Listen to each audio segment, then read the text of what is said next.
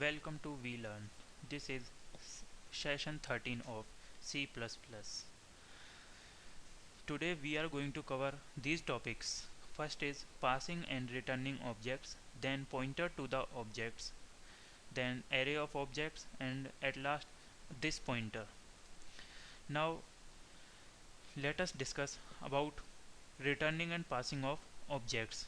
जब भी हम इसमें C++ में किसी ऑब्जेक्ट को रिटर्न कराते हैं तो हम बेसिकली टेक्निक यूज़ करते हैं पॉइंटर्स की, that is return by reference, because ये हमारा बेस्ट सूटेबल टेक्निक होती है। इसका और कोई हमारे पास इसमें C++ में कोई डायरेक्ट सपोर्ट नहीं होता, कोई डायरेक्ट ऑल्टरनेटिव नहीं होता जिसकी हेल्प से हम ये ऑब्जेक्ट्स को रिटर्न करा सकें। इसलिए हमारे पास बेस्ट टेक्निक यही होती है कि हम पॉइंटर के थ्रू उसे रिटर्न कराएं, ना कि एक किसी वैल्यू के थ्रू, मतलब रेफरेंस से ही हमें उसे रिटर्न कराना चाहिए। Now here is a example of that. हमने एक मैट्रिक्स लिया, मैट्रिक्स से हमने यहाँ पे ऑपरेटर आपने देख सकते हो, मैट्रिक्स का एक ऑपरेटर लिया, उसमें हमने दो वेरिएबल्स पास किए, दो आर्ग्यूमेंट्स हमने पास किए, constant matrix m1 and constant matrix m2। यहाँ पे ये जो m% हमने यूज़ किया है ये शो करता है इसमें रेफरेंस। आपको अगर किसी भी चीज़ का रेफरेंस शो करना है तो वो आप m% के थ्रू करते हो। तो यहाँ पर हमने वैल्यूज़ पास नहीं की हैं, उनका रेफरेंस पास किया है। अगर आप यहाँ पर वैल्यूज़ पास करते हो तो m% सिंबल यूज़ नहीं करते। यहाँ पर मैट्रिक्स के बाद आप देख सकते हो हमने m% सिंबल यूज़ किया है, ये शो करता है कि ये रेफरेंस है, हमने यहाँ पर रेफरेंस टेक्निक यूज़ की है। नेक्स्ट इज़ यहाँ पे आप इस मेथड के अंदर देख सकते हो matrix result, return result. Matrix result क्या है, यहाँ पे ये ऑपरेशन परफॉर्म हो रहा है, कोई भी आप यहाँ पर अर्थमेटिक ऑपरेशन, कोई भी ऑपरेशन आप परफॉर्म करा सकते हो।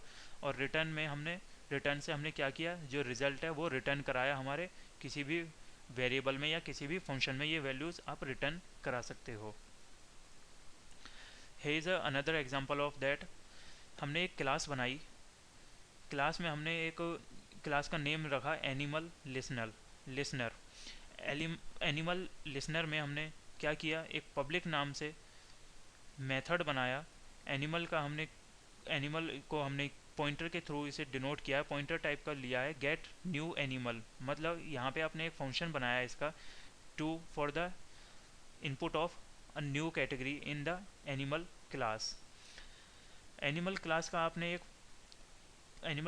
आपने एक पॉइंटर वेरिएबल के थ्रू ऑब्जेक्ट क्रिएट किया एनिमल 1। ये एनिमल 1 क्या है, ये एक ऑब्जेक्ट है जो कि आपने क्रिएट किया। यहाँ से आपने न्यू वेरिएबल के थ्रू, न्यू ऑपरेटर के थ्रू मेमोरी एलोकेट की।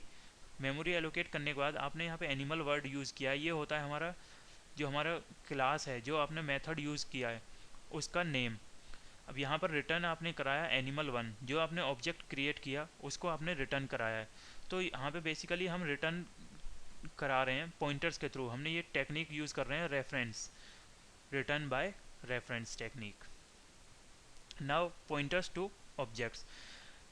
हम ऑब्जेक्ट्स में पॉइंटर्स कैसे यूज़ करेंगे, अभी हमने लास्ट एग्जांपल में यही चीज़ देखी थी कि हमने वहाँ पे पॉइंटर सिंबल यूज़ किया था, पॉइंटर के थ्रू हम जो हमारा ऑब्जेक्ट था उसे रिटर्न कर रहे थे। तो यहाँ पे भी सेम वही कॉन्सेप्ट है, लेकिन उससे पहले हमें ये पता होना चाहिए कि पॉइंटर होता क्या है। हमने लास्ट सेशन में भी ये डिस्कस किया था कि पॉइंटर क्या होता है। Pointer is a variable which shows the address of another variable, मतलब ये एक ऐसा वेरिएबल होता है जो कि दूसरे वेरिएबल का एड्रेस होल्ड करता है। जब हम C++ में पॉइंटर्स की बात करते हैं तो पॉइंटर किसी भी टाइप का हो सकता है। It can be a integer, character और फ्लोट। पॉइंटर आप स्ट्रक्चर के लिए भी यूज़ कर सकते हो, एरे के लिए भी यूज़ कर सकते हो और एक पर्टिकुलर वेरिएबल के लिए भी यूज़ कर सकते हो। पॉइंटर जो होता है इसमें बेसिकली क्लास में किसी भी टाइप का हो सकता है। पॉइंटर फंक्शन के लिए डिफाइन कर सकते हो आप, पॉइंटर टू द पॉइंटर कर सकते हो, मतलब कोई अगर एक पॉइंटर वेरिएबल आपने डिफाइन किया है, फर्दर उसका भी एक कोई पॉइंटर वेरिएबल डिफाइन कर सकते हो। तो ये आपके ऊपर डिपेंड करता है, आप नीड के अकॉर्डिंग जैसे चाहो वैसे आप पॉइंटर्स का डिक्लेरेशन कर सकते हो, वेरिएबल का डिक्लेरेशन कर सकते हो, पॉइंटर वेरिएबल, पॉइंटर की हेल्प से आप एरे को डिक्लेयर कर सकते हो, स्ट्रक्चर को कर सकते हो। Now here is a example of that कि अगर हम एरे टाइप का एक पॉइंटर बनाएंगे तो वो कैसे बनेगा। इंटीजर एस्ट्रिक p int 10, हमने एक p int नाम से एक पॉइंटर एरे बनाया, इसमें हमने उसकी वैल्यू 10 शो की, that means it can store 10 values. यहाँ पर जो पर्सन्स एक क्लास थी उसका हमने एरे बनाया, एरे पर्सन्स में 10 वैल्यूज़ को आपने स्टोर कराया। यहाँ पे आपने एक वेरिएबल लिया एज, एज को आपने इनिशियलाइज किया 0 से। इनिशियलाइजेशन करने के बाद आपने फॉर लूप स्टार्ट किया, फॉर लूप में आई को 0 से स्टार्ट किया और लेस देन 10 तक ये लूप चलेगा। यहाँ पे आपने क्या किया, गिव्स एज, सी आउट जो है वहाँ पे आपने एक मैसेज डिस्प्ले कराया गिव एज, मतलब आपको जो यूज़र है अब उसे यहाँ पर एंटर करानी है एज, जो भी आप पर्सन यहाँ पे अपने फील्ड लिए हैं उनकी वैल्यूज़ आप इनपुट करा सकते हो। अब सी इन के थ्रू उस एज की वैल्यू हमने इनपुट कराई। अब यहाँ पर हमने यूज़ किया है एरे अंडरस्कोर पर्सन्स आई, मतलब जो हमारा एरे का नेम था एरे अंडरस्कोर पर्सन्स, उसकी ith लोकेशन पर इंडेक्स वैल्यू पर आपने उस वैल्यू को सेट किया, सेट एज, मतलब उस इंडेक्स वैल्यू पर आप इस जो आपने एज इनपुट कराई उसको सेट कर सकते हो। Now we will discuss this pointer. ये दिस पॉइंटर क्या होता है, ये दिस पॉइंटर बेसिकली एक पॉइंटर होता है जिसको आप यूज़ कर सकते हो फिर सिर्फ नॉन स्टैटिक मेंबर फंक्शंस के लिए। नॉन स्टैटिक मेंबर फंक्शंस मतलब जो कि स्टैटिक नहीं हैं, जैसे कि क्लास, स्ट्रक्चर और यूनियन। स्ट्रक्ट का मतलब है यहाँ पर स्ट्रक्चर। स्टैटिक बेसिकली हम जब बात करते हैं तो स्टैटिक मेंबर्स वो होते हैं जिनको हम स्टैटिक कीवर्ड के थ्रू डिफाइन करते हैं। स्टैटिक मेथड्स और वेरिएबल्स वो होते हैं जो सबसे पहले कंपाइल टाइम पर कॉल होते हैं, इसलिए हम दिस मेथड को नॉन स्टैटिक मेंबर फंक्शंस के लिए यूज़ कर सकते हैं। आप स्टैटिक मेंबर फंक्शंस में दिस पॉइंटर का यूज़ नहीं करते।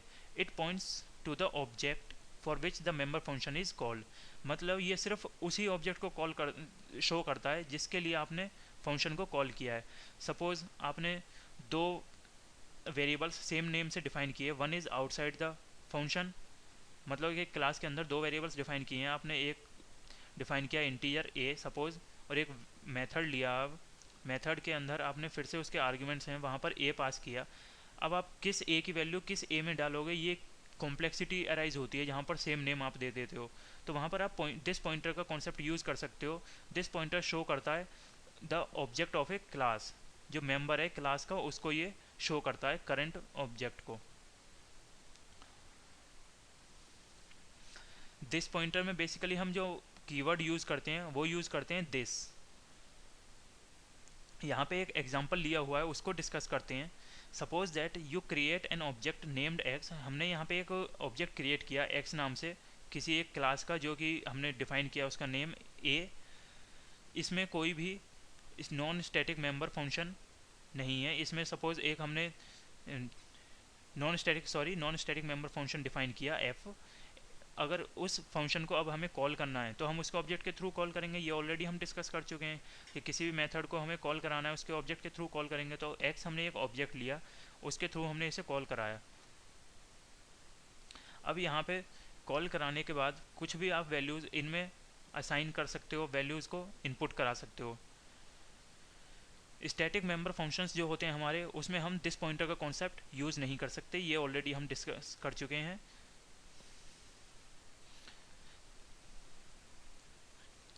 अब यहाँ पे हम देखते हैं कि हमने पॉइंटर जो यूज़ किया वो कैसे यूज़ किया।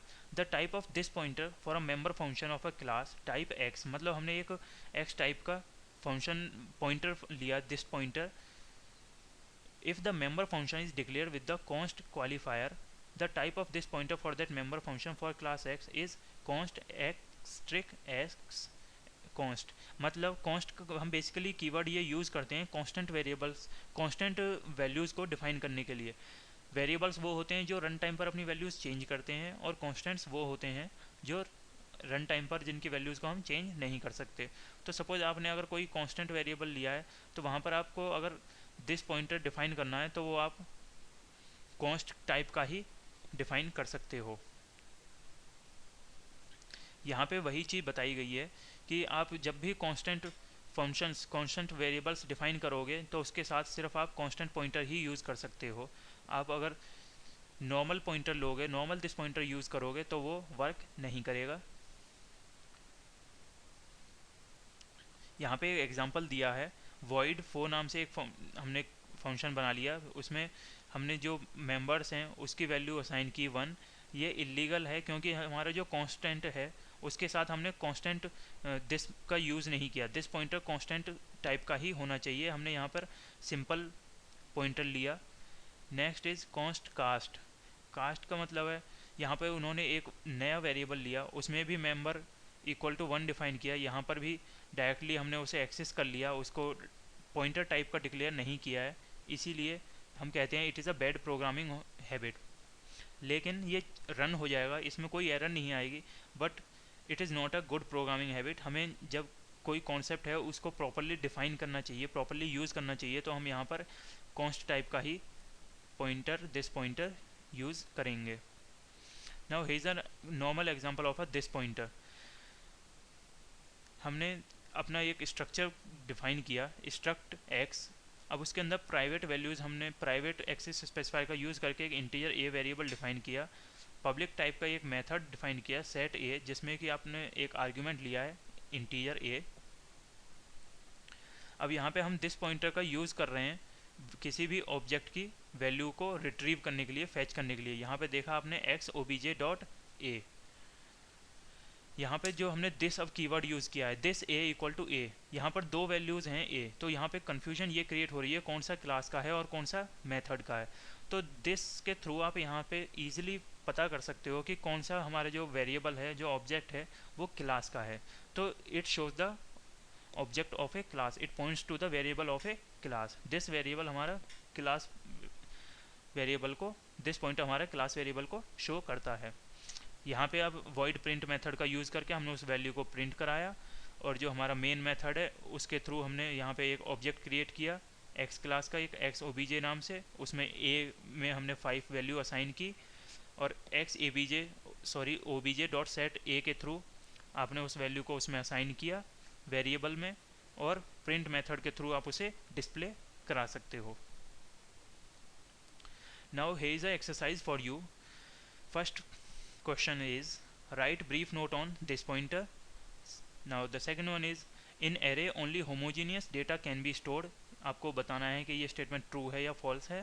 The third one is size of array depends on, and your options are multiple of size and data type, only specified size.